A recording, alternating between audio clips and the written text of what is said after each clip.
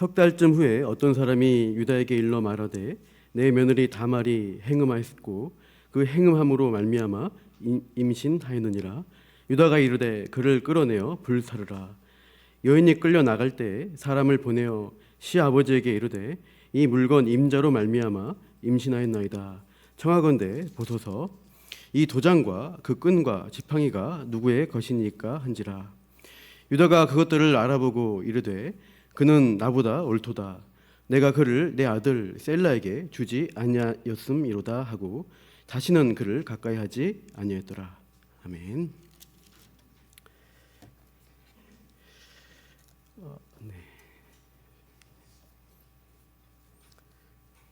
제목이 그는 나보다 옳도다라는 제목으로 말씀을 전합니다. 요즘 우리 교회 교육부서 공과 내용이 창세기부터 새롭게 시작하는 추세입니다.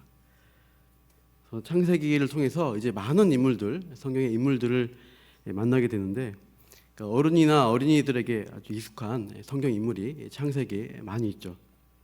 아담과 하와, 또 아브라함과 이삭과 야곱, 또 이제 요셉 같은 그런 친숙한 인물들이 종종 많이 나옵니다. 그래서 구약 인물 중에서 전체적으로 보면 이제 별로 문제가 없고 선하고 또 긍정적인 이미지를 주는 인물을 꼽으라고 하면은 요셉과 다니엘을 많이 꼽습니다. 그래서 이제 많은 사람들이 구약 인물 중에 요셉과 다니엘을 좋아합니다. 특히 이제 부모로서 자녀를 위해서 기도할 때 그런 믿음의 인물이 되게 달라고 기도를 하죠. 우리 철수가 다니엘 같은 믿음의 자녀가 되게 하여 주옵소서. 하나님 요셉과 같은 믿음의 자녀로 세워 주시옵소서. 그런데 우리 자녀가 야곱처럼 살게 해 주옵소서. 저는 이렇게 기도한 소리를 거의 들어보지 못했습니다. 왜냐하면 야곱의 삶이 너무너무 힘들었기 때문이죠. 험악한 나그네 세월을 보냈다고 하는 야곱의 말년의 고백을 보면은 너무 힘들다 이런 생각을 하는 것입니다. 그래서 다니엘처럼 잠깐 포로로 잡혀한 고생을 했을지라도 결국은 이제 통쾌한 승리 가운데 고관 대작에 오르고, 또 요셉처럼 노예로 고생하고 감옥살이도 하지만 결국 애굽의 총리가 되는 어떤 역전성을 보여주는 인생이 뭔가 보기 좋고 신이 납니다. 그래서 기도할 때 다니엘, 요셉 같은 인물이 기도의 제목으로 자주 불려집니다. 근데 오늘 본문에 보면 그런 인물이 나오지 않습니다. 분명 앞에 이제 창세기 37장부터 보면은 요셉 일대기가 진행이 되는데 갑자기 중간에 이질적인 이 38장이 끼어 들어왔습니다. 37장 끝절과 39장 1절을 보시면 좋겠는데요. 그냥 보시면 제가 읽어보겠습니다. 그 미디안 사람들은 그를 애굽에서 바로의 신하 친위 대장 보디발에게 팔았더라 되어 있고, 바로 39장 넘어가시면 요셉이 이끌려 애굽에 내려가매 바로의 신하 친위 대장 애굽 사람 보디발이 그를 그리로 데려간 이스마엘 사람 손에서 요셉을 사니라. 그러니까 팔았고 샀다 연결시키면 아주 자연스럽게 문맥이 이어지고 있습니다. 근데 그 자연스러운 흐름을 끊고 굳이 여기에 38장을 끼워 넣고 있다는 것이죠. 우리는 이 성경의 의도를 주목해 보아야 합니다. 38장 내용이 훌륭해서 추가했을까요? 이미 보았지만 별로 좋지 않은 사건입니다. 이 빨간색 딱지가 붙어야되는 19금에 가까운 내용이 있습니다. 야곱의 넷째 아들 유다가 가나안 여자와 결혼해서 새 아들 연거푸 낳았는데, 유다가 빨리 손주를 보고 싶었는지 이 맏아들을 빨리 결혼을 시켰습니다. 바로 다말이라는 여자를 며느리로 드린 것입니다. 그런데 어떻게 됩니까? 맏아들 엘이 급사해버립니다. 수원법에 의해서 이 둘째 아들 오난이 형수 다말과 결혼을 또 하게 됩니다. 수원법, 계대결혼이라고 하는데 대표적으로 룻기 배경이 수원법입니다. 형이 자녀 없이 죽으면 동생이 형수와 결혼해서 대를 이어주는 것입니다. 그렇게 형의 대를 이어주려고 둘째 오난이 결혼을 했는데 또 이게 웬일입니까? 오난도 그만 죽어버립니다. 성경을 보면은 하나님이 보시기에 악해서 이 두 아들을 죽이신 거라고 나오지만 이 유다가 볼 때 결혼만 하면 아들이 죽게 되니까 이 재앙의 원인이 누구에게 있다고 생각했겠습니까?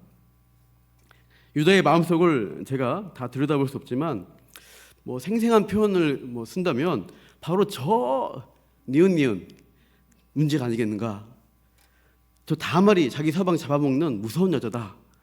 이런 마음을 품었을 것입니다. 그러니까 셋째 아들 이 셀라가 있는데 얘도 다말과 결혼만 하면 죽지 않겠는가라고 걱정이 된 거죠. 그래서 궁색한 변명을 늘어놓으면서 다말을 친정으로 보냅니다. 유다가 그 며느리 다말에게 이르되 수절하고 내 아버지 집에 있어 내 아들 셀라가 장성하기를 기다리라 하니 셀라도 그 형들 같이 죽을까 염려미라. 다말이 가서 그의 아버지 집에 있으니라. 그 당대 관습대로 하면 셀라와 결혼시켜 줘야 되는데 아직 크지 않았으니까 기다리라 하면서 친정으로 보냅니다. 근데 실제로는 이 다말을 다시 불러들일 생각이 없습니다. 세월이 이렇게 흘러서 셀라가 장성했는데도 시아버지의 부르심은 없고 이제 드디어 버림받았다는 사실을 직면하게 되었습니다. 다말이 이제 행동 개시를 하죠. 아내를 잃은 유다가 장례를 치르고 나서 외로운 틈을 노린 것입니다. 그래서 양털 깎는 행사에 가는 길에 다말이 얼굴을 가리고 이제 창녀처럼 꾸며서 시아버지 유다를 유혹한 것이죠. 그래서 이 시아버지와 며느리가 성적 관계를 맺고 애를 낳습니다. 그게 38장의 스토리입니다. 이 일련의 사건들을 보면 여러분도 어떤 생각이 드십니까? 이런 회개한 불륜 사건이 있나? 이런 막장 드라마 같으니라고 이런 생각이 듭니다. 만약에 우리 가정에 우리 집안에 그런 일이 있었다고 하면은 이게 얼마나 나쁘끄러운 일인지 모릅니다. 수치스럽고 추잡하다는 생각이 들어서 절대 바깥에 알릴 수 없고 꽁꽁 숨겨놓을 것입니다. 근데 성경은 이런 추악한 사건을 숨기지 않고 다 들추어냅니다. 본문 38장뿐 아니라 앞에 창세기 34장에 나오는 야곱의 딸 디나의 강간 사건도 있고요. 세겜 사람들을 학살한 사건도 다 기록합니다. 가문의 기둥 역할을 해야 하는 장남 르우벤이 치정 사건도 다 까발리죠. 르우벤이 서모 비라와 음행한 사실을 밝혀냅니다. 사무엘서에 가면은 이 다윗의 치부인 간음과 살인죄를 다 드러내고 신약에 가서도 초대교회의 수장이라고 할 수 있는 베드로의 수치스러운 이 반역, 배신행위 이것도 모조리 상세하게 다 기록합니다. 그래서 성경이 진실되고 진리인 것입니다. 좋은 것만 보여주고 부끄러운 것은 숨겨서 포장하지 않는 것이죠. 죄인의 실상을 있는 그대로 보여주는 게 성경입니다. 우리는 창세기를 읽으면서 이런 생각을 할 수 있습니다. 당시 지상의 유일한 이 언약 가문이라 할 수 있는 야곱의 집안이 왜 이렇게 한심한 도덕 수준을 보여주고 있는가? 아니 선택받은 가문 그 사람들이 왜 이 모양 이 꼴인가? 그런 의구심이 드는 것은 당연합니다. 성경이 말씀하고자 하는 바가 무엇인가요? 택함을 받았다고 해서 그 사람들이 특별하지 않다는 것입니다. 모든 인간의 실상이 38장 내용과 같다라고 알려주시는 거예요. 그러니까 잘나고 선해서 특별히 선택하신 게 아니라는 말씀입니다. 오히려 추악하고 무능한 죄인이 하나님의 선택을 받았기 때문에 그 은혜로 말미암아 문제 많은 인간을 변화시키시고 회복시켜 가신다는 게 핵심입니다. 하나님의 주권과 은혜가 죄를 이깁니다. 우리 역시 이 말씀을 통해서 은혜를 받아야 합니다. 오늘 말씀을 통해서 죄 많은 나의 실상을 깨닫고 하나님이 주시는 은혜로 변화받아서 살아가시기를 간절히 소망하고 축원합니다. 24절 보시면 유다는 수절하고 있어야 할 다말이 임신했다는 얘기를 듣게 됩니다. 석 달쯤 후에 어떤 사람이 유다에게 일러 말하되 내 며느리 다말이 행음하였고 그 행음함으로 말미암아 임신하였느니라. 유다가 그를 끌어내어 불사르라. 이 분노한 유다가 다말을 끌어내 죽이려고 하는 그때입니다. 다말이 결정적인 증거물을 내놓습니다. 보죠. 벗어서 이 도장과 그 끈과 지팡이가 누구의 것입니까? 유다는 그게 누구 것인지 한눈에 알아봅니다. 바로 자기로 말미암아서 이 며느리 다말이 임신했구나. 항상 다른 사람을 정죄하고 공격하면서 자기 뜻대로 살아오던 유다가 자기를 향한 증거물을 보고 이때 이런 고백을 하는 거죠. 26절을 같이 한번 읽어보겠습니다. 시작. 유다가 그것들을 알아보고 이르되 그는 나보다 옳도다. 내가 그를 내 아들 셀라에게 주지 아니하였음이로다 하고 다시는 그를 가까이 하지 아니했더라. 그는 나보다 옳도다. 오늘 설교 제목인데요. 이 고백이 유다의 삶의 전환점이 됩니다. 이제야 유다는 시아버지인 자기가 며느리를 임신시킨 장본이라는 사실, 또 아들을 주겠다는 그 약속을 다말에게 지키지 않은 잘못을 깨닫게 된 것입니다. 결국 자기가 옳지 않은 존재라는 것을 인정하게 되었습니다. 그렇다는 것은 반대로 생각하면 이전까지 유다는 자기 의로 살았던 사람입니다. 내가 항상 옳다, 내가 맞다, 이게 자기 의입니다. 자기 의가 강한 사람은 어떻게 생각하고 행동을 할까요? 나는 아주 잘하고 있어, 이렇게 말하고 행동하는데 정당한 자기 나름의 논리를 가지고 있는 것이죠. 그러니까 자기 확신, 자기 신념, 자기 그런 생각들이 강한 그런 사람을 자기 의가 강하다고 합니다. 로마서에서 자기 의에 대해서 이렇게 정의합니다.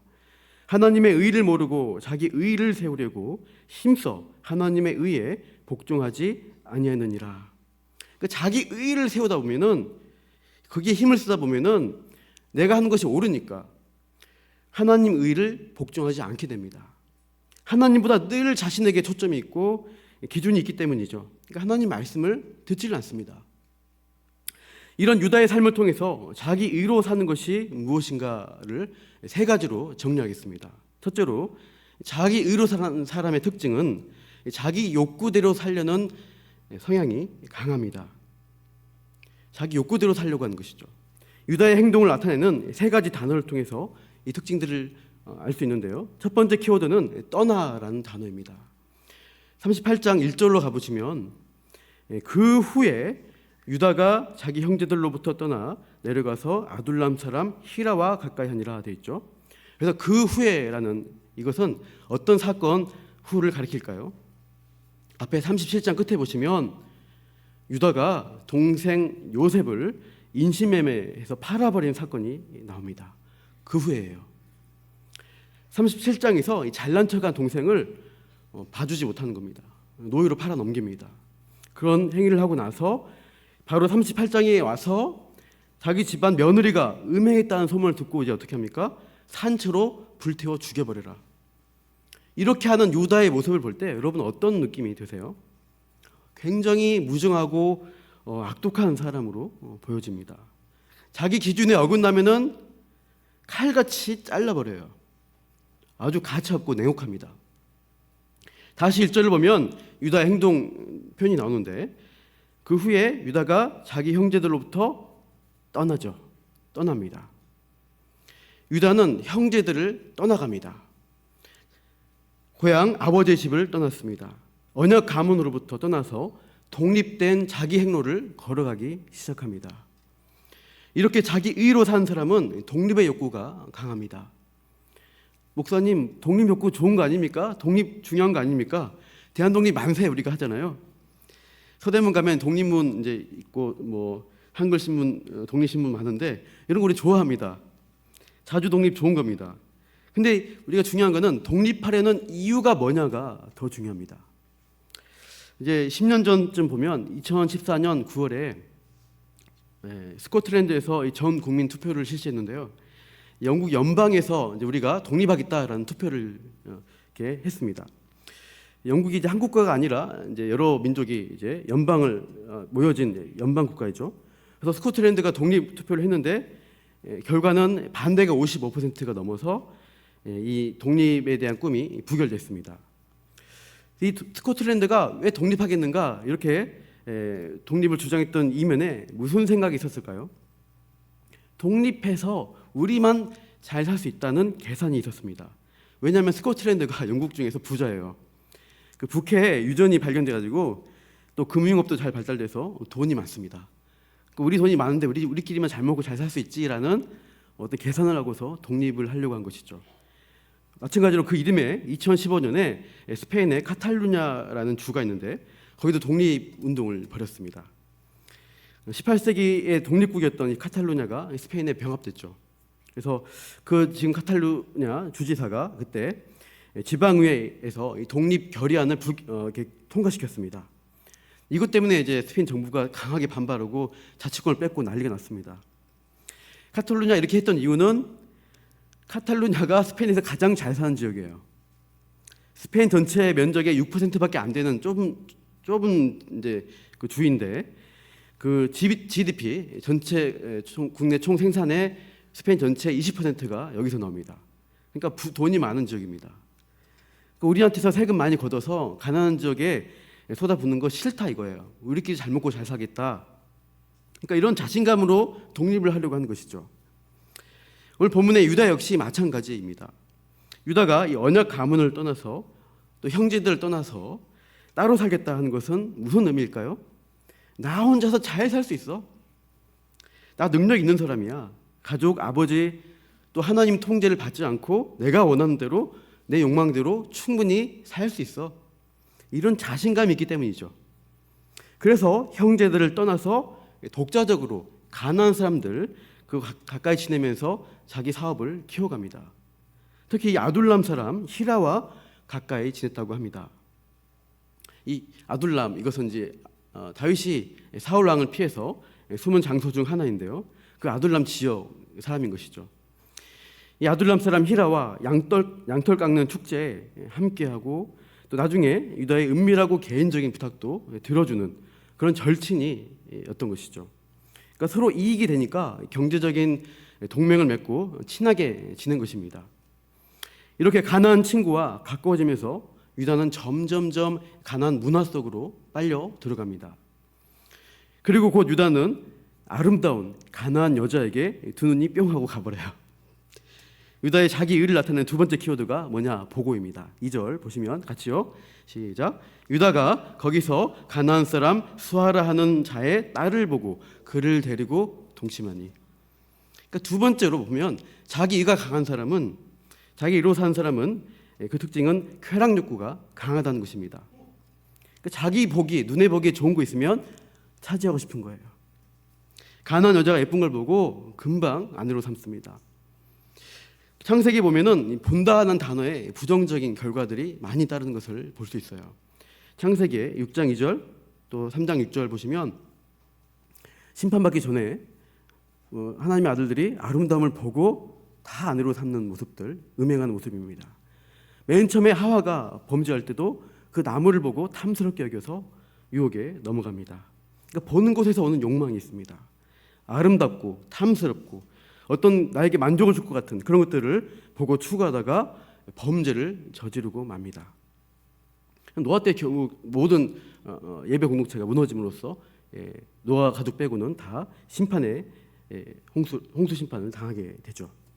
그러니까 우리가 눈에 보이는 것, 보기 좋은 것을 자꾸 거기 보게 되면 탐심이 생겨나고 이 탐심이 우상숭배로 이어지게 되어 있습니다.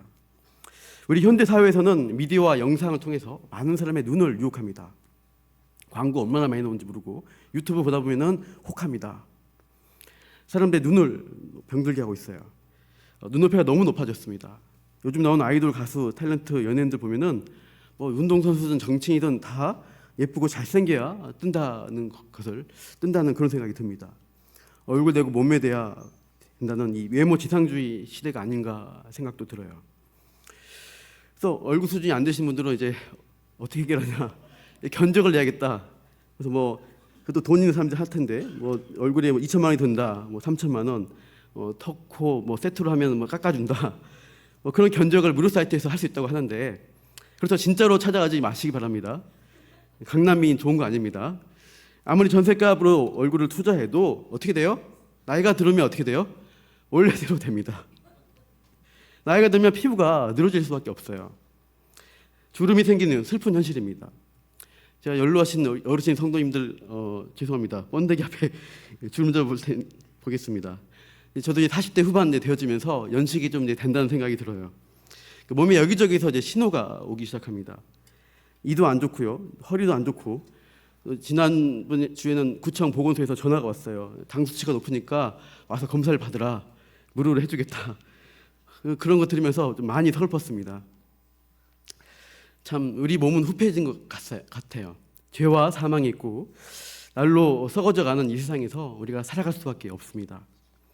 육신의 장막을 아무리 우리가 치장하고 가꾸려고 해도 낡아지고 무너져 갈 수밖에 없는 현실입니다. 그래서 이 땅의 것에 소망을 두면, 궁극적인 소망을 두면 안 되는 것입니다.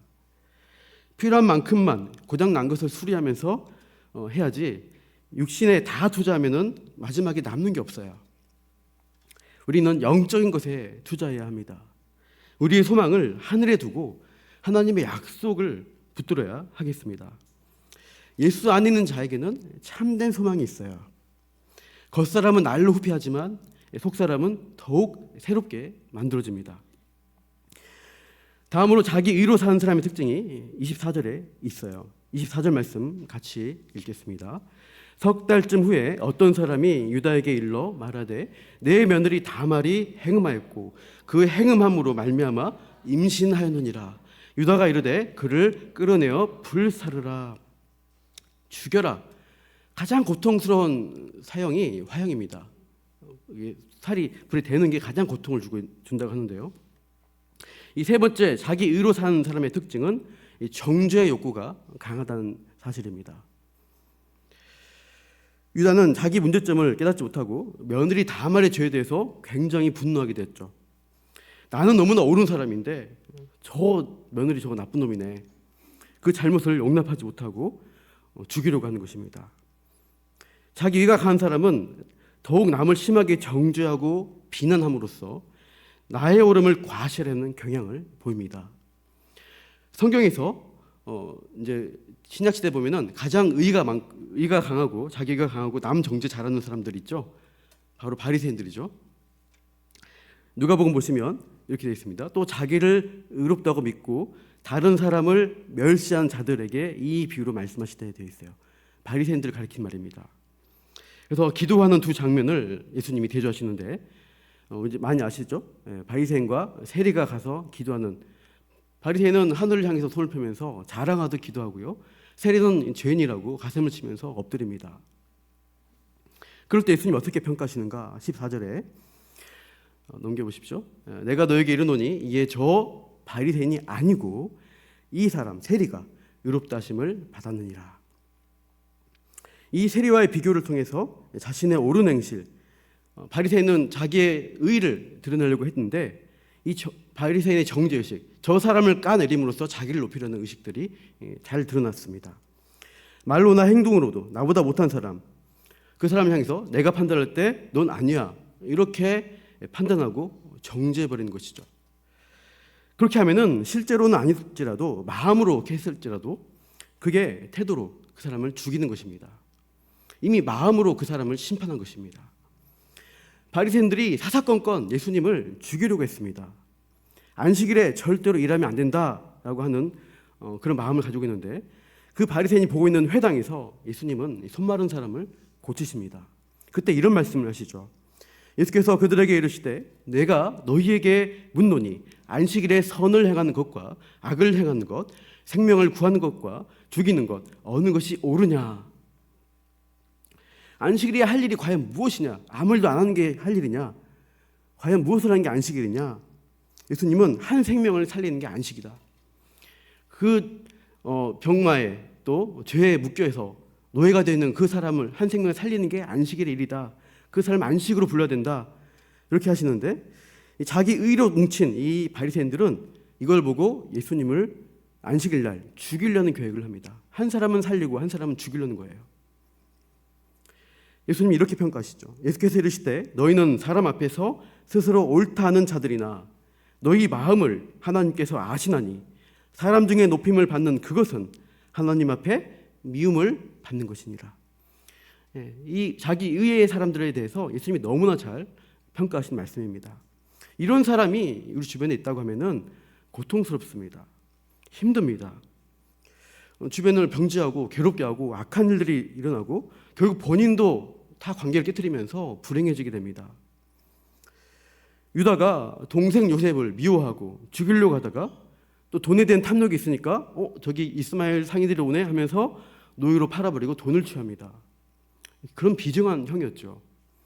자기 살 길을 찾아서 집안 형제를 버리고 떠나서 자기 눈에 보기 좋은 대로 편하게 살아갑니다.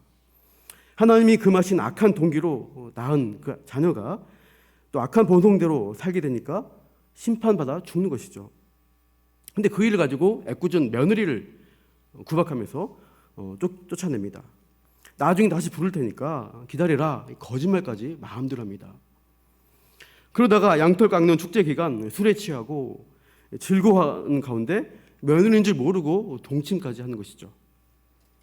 그리고 나중에 수절해야 할 며느리 다말이 임신했다는 소문을 듣고 가장 잔인한 이 화형으로 죽이려고 하는 것입니다. 그게 38장에 나오는 자기 의로 살아간 유다의 삶입니다. 자기 의로 똘똘 뭉친 유다가 이제 어떻게 변화가 되는가요? 맏아들과 둘째 아들이 차례대로 죽게 되고 또 미스 가나안 수준의 미모를 가졌는지 모르겠지만 그 아내도 죽게 되고 그렇게 외롭게 지내다가 이 변장한 다말을 만나서 딱 한 번 동침했는데 그게 임신까지 되고 나중에 음행했다는 소식에 이 다말을 죽이려고 하는데 알고 보니 자기가 준 담보물 보고 자기가 이 모든 일의 원흉인 것을 깨닫게 된 것입니다. 이 모든 과정이 우연일까요? 아닙니다. 하나님의 필연적 역사입니다. 하나님께서는 하나님을 떠나 살려고 하는 이 언약 백성의 삶에 죄를 향해 나아가는 그들을 향해서 가만두지 않고 간섭하십니다. 그 간섭이 은혜입니다. 인간은 자기의 악한 동기로 행하지만 하나님은 그 가운데 역사하시면서 우리를 선한 길로 인도해 가시는 것이죠. 그렇게 해서 자기 의로 충만해서 자기 욕망대로 마음대로 살려고 하는 쾌락의 욕구와 정죄의 욕구를 따라 살던 그 유다가 완전히 깨어지게 된 것입니다. 하나님이 개입하셔서 유다의 그 의를 깨버리십니다. 따라해 보시죠. 자기 의가 깨지면 은혜를 안다. 자기 의가 깨지면 그때부터 하나님의 은혜를 느끼게 됩니다. 누리게 됩니다. 유다는 이 과정을 통해서 자기 의를 깨뜨립니다. 결정적으로 며느리 다말이 한 말 때문이죠. 25절에 여인이 끌려갈 때 사람을 보내어 시아버지에게 이르되 이 물건 임자로 말미암아 이 임자가 누군지 임신하였나이다. 이 도장과 그 끈과 지팡이가 누구의 것입니까? 마치 다윗에게 선지자 나단이 와서 당신이 그 사람이요 한 것처럼 이 다말의 말을 듣고 유다가 그 의가 깨지게 된 것이죠. 그것을 그 담보물을 알아보고 그게 자기가 가나안 창녀에게 줬던 증표 담보물이라는 사실을 알아봅니다. 그때야 유다는 자신의 옳지 못함을 그 행동들을 깨닫게 되죠. 그래서 이렇게 반응한 것이죠. 우리 한 번 더 같이 읽어볼게요. 시작. 유다가 그것들을 알아보고 이르되 그는 나보다 옳도다. 내가 그를 내 아들 셀라에게 주지 아니하였음이로다. 유다는 이제 자기가 옳지 않다는 사실을 인정하게 되었습니다. 그동안 하나님을 떠나 살았던 자기 삶의 방향이 옳지 않았구나, 이 사실을 인정하게 되었죠. 그래서 은혜가 임하게 됩니다. 유다의 삶 가운데 변화가 일어나게 되는데요. 두 가지로 볼 수 있습니다. 첫째로 자기 의가 깨진 유다는 공감 능력을 갖게 되었습니다. 그 전에는 당장 불태워 죽여라, 아주 매정하고 완고한 사람이었는데 이제 이 사건을 통해서 며느리 다말이 나보다 옳은 사람이다, 옳은 행동을 했다라고 인정합니다. 물론 이 시아버지를 유혹한 것은 패륜적입니다. 그러나 자손을 이을 권리와 의무를 가진 다말이 그렇게 할 수밖에 없었던 환경은 유다 자신이 만든 것이죠. 셋째와 결혼시킬 의도가 전혀 없었고요. 첫째와 둘째가 죽게 된 것도 하나님을 떠나서 이 가나안 문화에 동화되어 갔던 유다가 뿌린 죄의 결과입니다. 결국 유다 때문에 첫째와 둘째도 가난화되어서 가나안의 악을 행하기 때문에 하나님이 죽이신 것이죠. 그런 가나안적 문화에서 역시 가나안 며느리인 다말은 그래도 하나님의 자손을 이으려는 의지를 보였고 그런 시도를 했다는 점에서 유다보다는 의로운 것입니다. 유다는 그런 다말의 상황에 공감했기 때문에 그는 나보다 옳다, 의롭다라고 하는 것이죠. 공감하게 되었습니다. 둘째는 자기 의가 깨진 유다가 이제는 희생 능력을 갖게 되었습니다. 이기적으로 행하던 유다가 이제는 희생하기 시작합니다. 이 사건은 7년 가뭄이 닥쳐왔을 때요. 이 사건 후에 애굽으로 총리가 된 요셉을 만나러 간 유다가 이렇게 간청하는 장면이 나옵니다. 한번 같이 이것도 읽어볼까요? 시작. 주의 종이 내 아버지에게 아이를 담보하기를 내가 이를 아버지께로 데리고 돌아오지 아니하면 영영이 아버지께 죄짐을 지리이다 하였사오니 이제 주의 종으로 그 아이를 대신하여 머물러 있어 내 주의 종이 되게 하시고 그 아이는 그의 형제들과 함께 올려 보내소서. 여기 보시면 내가 대신 감옥에 들어가겠습니다. 나를 종으로 삼으시고 저 아이는 살려 보내십시오. 돌려 보내십시오. 아버지가 막내가 오지 않으면 아버지가 죽습니다. 이 고백을 하는 거죠. 내가 대신 애굽의 노예가 되겠다. 내가 담보물이 되겠다. 아버지 야곱에게 약속하고 왔습니다. 나는 이 약속을 지켜야 됩니다. 자기 의가 깨진 유다는 인격적인 변화를 통해서 아버지 야곱의 요셉을 잃어버리고 슬퍼했던 아버지의 그 아픔, 마음에 공감합니다. 그리고 자기가 대신 희생해서 내가 애굽의 종이 되겠습니다. 변화된 모습으로 희생하고 있습니다. 유다의 인격적인 변화의 과정을 보면서 우리가 우리의 삶에 어떻게 적용할 수 있을까요? 우리도 이제 구약 신약의 이 언약을 받은 언약 백성, 언약의 가문으로 속한 부름받은 성도입니다. 그럼에도 실상은 우리도 자기 의로 똘똘 뭉친 사람들이에요. 자기 의라는 것은 나에게만 관심을 갖는 태도입니다. 나의 일, 나의 생활, 나의 즐거움, 내가 가져간 그거, 때론 나의 상처, 슬픔, 내가 행한 일, 내가 하고 싶은 일에만 관심이 있을 때 그것을 나의 의로 산다라고 할 수 있어요. 그러나 성경은 나 중심이 아니라 하나님 중심으로 살라고 가르칩니다. 하나님의 말씀, 하나님의 은혜로 살아야 자기 의를 깨트리고 이웃과 지체에게 공감하면서 사랑하고 섬기는 믿음의 삶을 살 수 있습니다. 그래서 우리는 하나님 말씀을 늘 공급받아야 돼요. 먼저 은혜를 받아야지 은혜가 흘러갈 수 있습니다. 그러기에 말씀이 선포되는 이 믿음의 공동체를 떠나지 마시고 머무셔야 됩니다. 주일 공예배, 저녁 예배, 주일 낮 예배, 여기에서 우리가 말씀을 공급받는 거죠. 수요예배, 금요기도회, 또 각종 예배와 기도회, 또 양육과 훈련의 시간들 모두 소중히 여기시고 잘 참석하시면 좋겠습니다.